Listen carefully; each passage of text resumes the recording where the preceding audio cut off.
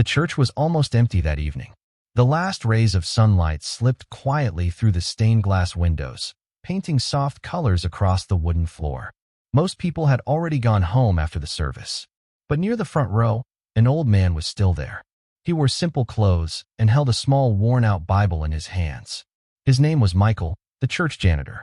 Every night after finishing his cleaning work, he would kneel down beside the same wooden bench and pray. Not loudly, not for attention, just quietly, between him and God. That night was no different. As Michael bowed his head and began to pray, the heavy doors of the church suddenly opened. The sharp sound echoed through the empty hall. A tall man walked inside wearing an expensive suit and shining shoes. It was Daniel Harper, one of the richest businessmen in the city. When Daniel noticed the old janitor kneeling on the floor, he stopped. He looked at Michael and slowly started laughing. "Do you really believe," he said with a mocking smile, "that God listens to someone like you?" The church fell silent. But what happened the very next day would shock the entire city and completely change Daniel Harper's life. For almost 20 years, Michael had worked quietly inside the same church.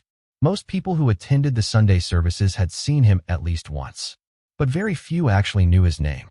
To them, he was simply the janitor, the man who swept the floors before everyone arrived, the man who wiped the wooden benches after the congregation left, the man who quietly replaced broken light bulbs and fixed loose chairs. He arrived before sunrise and often left long after everyone else had gone home. His job was simple: clean, repair, maintain, and disappear. Michael lived alone in a small apartment on the edge of the city. The building was old, and Daniel Harper had built his fortune from nothing. At least, that was the story people liked to tell. Over the past 25 years, Daniel had turned a small trading company into a powerful business empire. He owned luxury hotels, office towers, and several companies that employed thousands of people. In the city, his name carried weight. When Daniel walked into a room, people paid attention. When he spoke, people listened. But Daniel believed something very different from Michael. To him, life was simple. The world belonged to those who were strong enough to take it. Hard work mattered. Intelligence mattered. Strategy mattered. But faith, in Daniel's mind, was just something people used to comfort themselves when life didn't go their way. He had seen too many people pray for success and still remain poor. Too many people ask God for help and receive nothing in return. So Daniel stopped believing a long time ago. Instead, he believed in numbers, in contracts, in power, and in control. That was one of the reasons he had recently donated a large amount of money to the church. Not because he believed, but because generosity looked good in newspapers. The headlines praised him. The church leaders thanked him publicly. And Daniel enjoyed the attention. That evening, Daniel had come to the church to meet one of the pastors about future renovations. His donation was supposed to help expand the building. But when he walked through the quiet hall and saw the old janitor kneeling on the floor, something about the scene irritated him. There was something about the man's calm faith that Daniel simply could not understand. Why would someone who had so little still believe so strongly? To Daniel, it seemed foolish. So he laughed. The sound echoed across the empty church. "Look at you," Daniel said with a smirk. "Praying on the floor like God is going to fix your life." Michael slowly raised his head. His expression remained calm. "God listens to everyone," he replied gently. Daniel shook his head and laughed again. "If God really listened," he said, "you wouldn't still be cleaning floors at your age." Then he turned and walked away, convinced the conversation meant nothing. But sometimes the smallest moments are the ones that change everything. After Daniel left the church that evening, silence slowly returned to the building. The large doors closed. The next morning began like any other day in the city.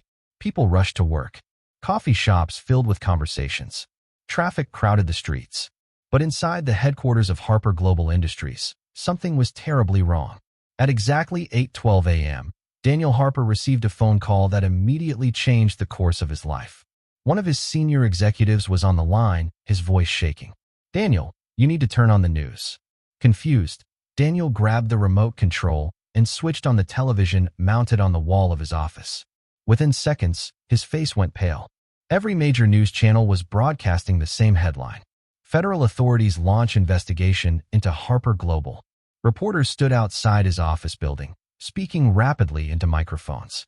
Documents had been leaked overnight.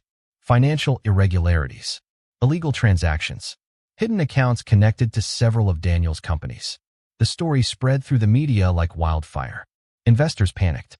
Stock prices crashed within minutes. Phones inside Daniel's office rang nonstop. Lawyers demanded emergency meetings. Business partners suddenly stopped answering their calls.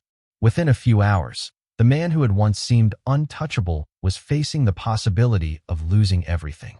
For the first time in decades, Daniel felt something he had never truly experienced before. Fear. Real fear. By late afternoon, the pressure had become unbearable. Daniel left his office building and drove through the city without any clear destination. His mind raced with questions. How had everything fallen apart so quickly? How could power disappear in a single day? Without realizing it, Daniel eventually stopped his car in front of a familiar place. The same church he had visited the night before. For a long moment, he sat quietly in the driver's seat.